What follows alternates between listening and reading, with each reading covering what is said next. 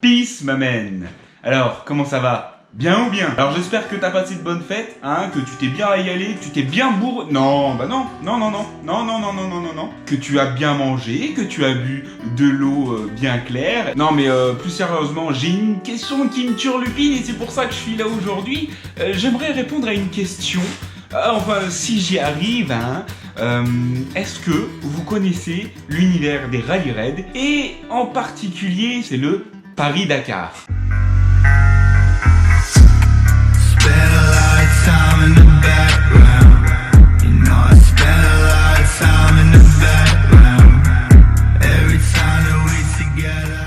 Bon, alors si vous savez pas ce que c'est que le Paris-Dakar, eh ben je vais essayer de vous l'expliquer, hein, parce que c'est quand même quelque chose d'assez unique au monde, parce que j'en suis sûr, cette course mérite beaucoup plus d'engouement de la part du public et on n'en parle pas assez. On parle de la Coupe du Monde, on parle de la Coupe d'Europe, etc. Mais ça, cette course-là, je peux vous garantir qu'elle mérite d'être reconnue comme jamais. Bon, après ce petit dab intempestif, eh bien écoutez, on va essayer de parler donc du Dakar. Ici, vous pouvez voir une photo du Dakar, de la course, hein, et c'est en particulier un pilote auvergnat qui s'appelle Xavier de Soutré, et on en reparlera plus tard parce que peut-être qu'il va y avoir quelque chose plus tard, on sait pas, on verra. Enfin, tout ce que je peux vous dire, c'est que ce pilote-là, il y participe depuis des années et que c'est l'un de nos meilleurs espoirs français, donc suivez-le sur Instagram, sur Facebook, où vous voulez, mais supportez-le parce que je vous garantis que d'ici quelques années, et peut-être même cette année, je l'espère, il va repartir avec la coupe. Ramène la coupe à la maison. Allez, allez, allez. Oui, je sais pas chanter. Et alors? Aya naka naka naka naka naka ya lélé. Bon, enfin bref, t'as compris, la Aya elle sait pas chanter et pourtant elle fait des millions de vues, alors pourquoi pas moi? Bref, le Dakar c'est quoi? C'est un rallye raid, c'est-à-dire que c'est des pilotes, si tu veux, ils partent pendant 15 jours à l'étranger. Ces 10 dernières années, l'épreuve s'est passée en Amérique du Sud. Le rallye, il consiste en quoi? Tous les jours, ils ont des étapes de 500, 600, 300 km, plus bien sûr les liaisons. Alors, quand je dis liaison et étape, c'est-à-dire que la course, elle est chronométrée. Donc, tu as un départ à un endroit précis, on te chronomètre, hop, tu fais toute ton étape, et à la fin de ton étape, tu as une arrivée, le chronomètre, il est arrêté. Ça, c'est ton temps par rapport à l'épreuve. Et en plus de ça, eh ben, il se peut que souvent, on va dire que là où ils rangent les voitures, les motos, on va dire le campement, il ne soit pas à côté du départ et qu'il ne soit pas non plus à côté de l'arrivée. Donc, ils doivent faire plusieurs centaines de kilomètres des fois pour arriver jusqu'au départ de l'épreuve. Et une fois qu'ils ont fini l'épreuve, ils doivent refaire quelques centaines de kilomètres pour arriver au campement. Pourquoi ils doivent faire plusieurs centaines de kilomètres? Parce qu'aujourd'hui, le campement, il réunit 3000 personnes tous les jours. Je ne sais pas si vous vous rendez compte, mais c'est énorme. C'est un village qui se déplace tous les jours au milieu de nulle part en Amérique du Sud. Et donc du coup ces 3000 personnes, eh ben, il faut de la place pour les loger parce qu'il y a les concurrents, il y a les sponsors, il y a tout le staff technique et il y a aussi les médias. Je vous rappelle que cet événement est suivi dans le monde entier, donc il y a des journalistes du monde entier.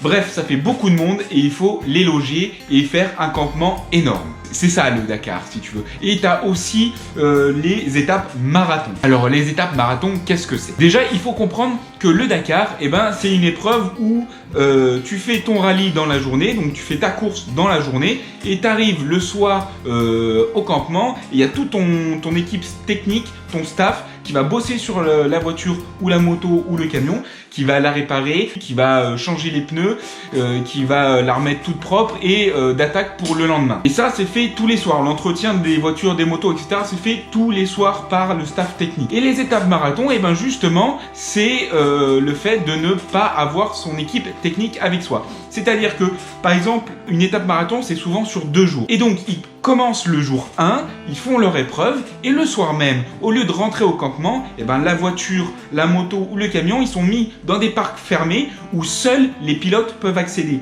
Et donc, c'est les pilotes qui font un entretien basique, hein, qui font ce qu'ils peuvent, parce que bien sûr, ils n'ont pas tous les outils et tous les moyens du staff technique. Le lendemain, ils repartent avec leur voiture, leur moto, et là, une fois que c'est terminé le deuxième jour, la voiture, la moto, etc.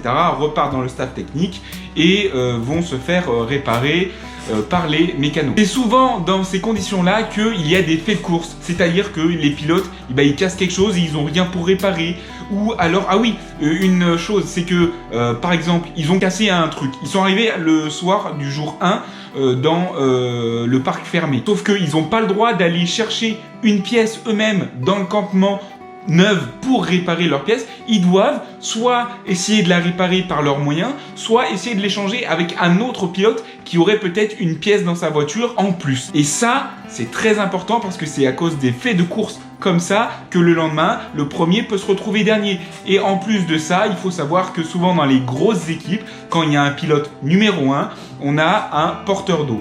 Le porteur d'eau, c'est un gars qui est dans la même équipe que lui, qui roule moins vite et qui le soir du coup a moins usé la moto, ses pièces sont moins usées, ses pneus sont moins usés et lui son boulot c'est de faire gagner le pilote numéro 1. Du coup le pilote numéro 1, s'il te dit ah bah mes pneus ils sont usés, tu me files les tiens, si mon sélecteur de vitesse par exemple pour les motos il est cassé, tu me files le tien, le porteur d'eau file toutes les pièces au pilote numéro 1 et après c'est au porteur d'eau de se débrouiller et d'arriver le soir au campement. Et c'est un travail ingrat mais c'est comme ça, son boulot au porteur d'eau, c'est justement de faire gagner le pilote numéro 1 et il n'a pas son mot à dire et c'est à lui de se débrouiller. Et il joue pas le classement, lui il joue pour faire gagner son coéquipier. Bel esprit d'équipe, hein, certains devraient s'en inspirer je pense. Hein. Donc du coup en gros voilà, c'est franchement une course exceptionnelle, ça n'existe pas autrement, il n'y a rien de comparable au Dakar. Et il faut savoir que cette course, elle a été créée en 78, donc c'est déjà il y a un petit moment par Thierry Sabine, bref, et que beaucoup d'encre ont coulé depuis, et cette course a tellement fait parler d'elle qu'elle a rameuté du monde de partout et d'univers différents. Par exemple, Rolls-Royce, au début des premiers Dakar, s'est associé avec Dior pour créer une voiture spéciale pour participer au Dakar. Mais ce n'est pas la seule marque, il y a eu aussi Porsche, et pour les motos, il y a Harley Davidson. Alors je sais pas si vous vous rendez compte de à quoi ressemble une Harley Davidson, mais bon, en voyant la photo, vous comprenez tout de suite que Harley, ils sont pas du tout dans les motos trail ou dans les rallye raid du tout. Au début, le Dakar se passait entre Paris et Dakar en Afrique, et malheureusement, il y a eu des menaces d'attentats. Et du coup, une année, la course a dû être arrêtée et suspendue. Et toutes les personnes, tout le campement, toutes les motos, les voitures, les camions qui y participaient, ils ont dû prendre des avions pour survoler un pays et arriver dans un autre pour éviter justement les menaces d'attentats. Voilà, c'était assez sérieux, ça a fait parler beaucoup de monde en ce temps-là. Il y a eu des grandes personnalités aussi qui ont marqué l'univers du Dakar et comment ne pas citer le Dakar et citer Monsieur Dakar. Monsieur Dakar, c'est qui? C'est Stéphane Peterhansel. Oui, Stéphane Peterhansel est un pilote, mais monstrueux. Ce gars a un potentiel, mais vous n'imaginez même pas. C'est le recordman de victoires au niveau du Dakar. Il a eu 6 victoires de Dakar en moto et 7 en auto. C'est énorme. Il n'y a personne qui lui arrive à la cheville. Il y a eu Johnny Hallyday qui a participé au Dakar en 2002. Je sais pas si tu te rends compte, c'est énorme. Bon, il n'a pas gagné, mais à la fin du Dakar, une fois que tout était terminé, il a invité son équipe dans son restaurant pour un concert privé. C'est plutôt sympa. Et tiens, pendant qu'on y est en parlant de personnalité, une seule femme a remporté le Dakar jusqu'à aujourd'hui, depuis 78. C'était en 2001 et c'était une Allemande en voiture. Alors mesdames, s'il vous plaît, bougez-vous et venez sur le Dakar là, montrez ce que vous savez faire. Enfin bref, c'est vraiment une course exceptionnelle qui ne ressemble à aucune autre. Les décors dans lesquels se passe le rallye, c'est magnifique. Si vous regardez juste des images sur internet des précédents Dakar pendant les 10 précédentes années, c'était en Amérique du Sud. Je vous assure que vous n'allez pas être déçus. J'aimerais juste participer à ça pour voir, pour découvrir les paysages que les pilotes découvrent. Bon, eux, ils sont en train de tracer, ils n'ont pas le temps de regarder, mais franchement, c'est magnifique. Il y a tellement d'histoires et d'anecdotes à raconter sur cette course, sur le Dakar, que je pourrais vous faire des dizaines de vidéos. Je voudrais juste vous en raconter deux. La première, c'est que Hubert Auriol, un pilote de moto, était au coude à coude avec un pilote orléanais. À un moment donné, il essaye de faire un petit peu de hors-piste et il passe entre deux souches d'arbres. Il tombe de la moto et un autre pilote de moto vient le secourir, aide à redémarrer la moto et il repart. Sauf que Hubert Auriol, ce que je ne vous ai pas dit, c'est qu'il a 20 km à finir pour arriver à l'arrivée et il s'est cassé les 2 chevilles en tombant. Sauf que une de ces 2 fractures est une fracture ouverte. Je ne sais pas si vous vous rendez compte, il est arrivé, il a fait les 20 km en moto tout seul. En arrivant, il pleurait sur sa moto et il en pouvait plus, il est tombé, il pouvait même pas poser le pied par terre.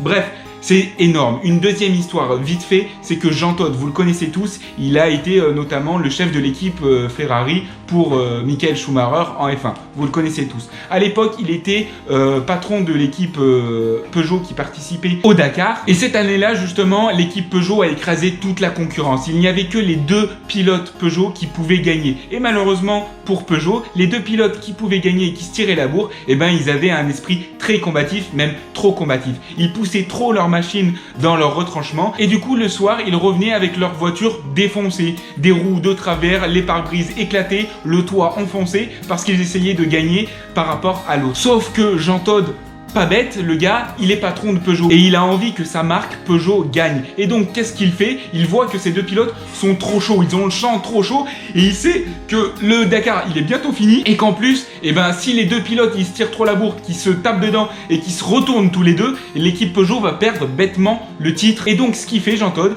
c'est qu'il se demande comment départager et comment savoir lequel pilote va prendre l'ascendant sur l'autre. Qu'est-ce qu'il fait? Il met ses mains dans ses poches et se rend compte qu'il a une pièce de 10 francs dans sa poche. Il la prend et il joue la victoire à pile ou face. Et entre les 2 pilotes, c'est Vatanen qui remporte le pile ou face et donc c'est lui qui a été décidé pour gagner. Son coéquipier, un Belge qui s'appelle Monsieur X, le prend bien et assume et supporte même le chef de l'équipe, Jean Todt, pour avoir pris cette décision car lui-même le reconnaît, ils allaient trop loin. Du coup, Vatanen est désigné vainqueur et Monsieur X, eh ben, assume son sort et va rester 2e. Sauf que le jour de la course, ce Monsieur Vatanen, eh bien, pendant la course, il se plante et perd plus de 5 minutes. Ce qui laisse passer Monsieur X juste devant lui.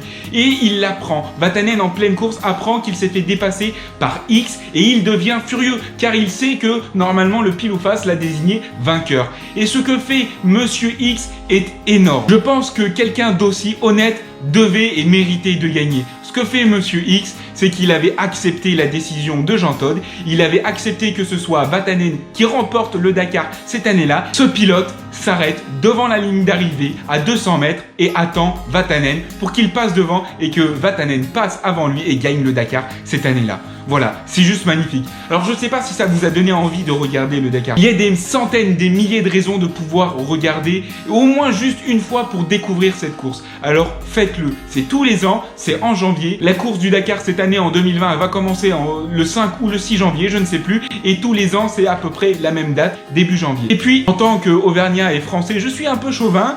Et oui, bon, il se trouve qu'on a un pilote auvergnat aussi qui participe au Dakar depuis quelques années. Il s'appelle Xavier de Soultré et c'est un pilote exceptionnel et je suis sûr qu'un de ces 4, il va gagner le Dakar. Alors s'il vous plaît, allez le suivre et supportez-le. Et puis nous, eh ben, peut-être qu'on se retrouvera avec ce monsieur de Soultré après le Dakar pour débriefer de tout ça. Allez, c'est tout pour moi. D'ici là, prenez soin de vous. Et puis attention avec le poignet droit, hein, on asticote pas trop. En ce moment, il fait pas beau et vous avez que 2 roues en moto. Allez, ciao ciao. Rock this crowd until the morning.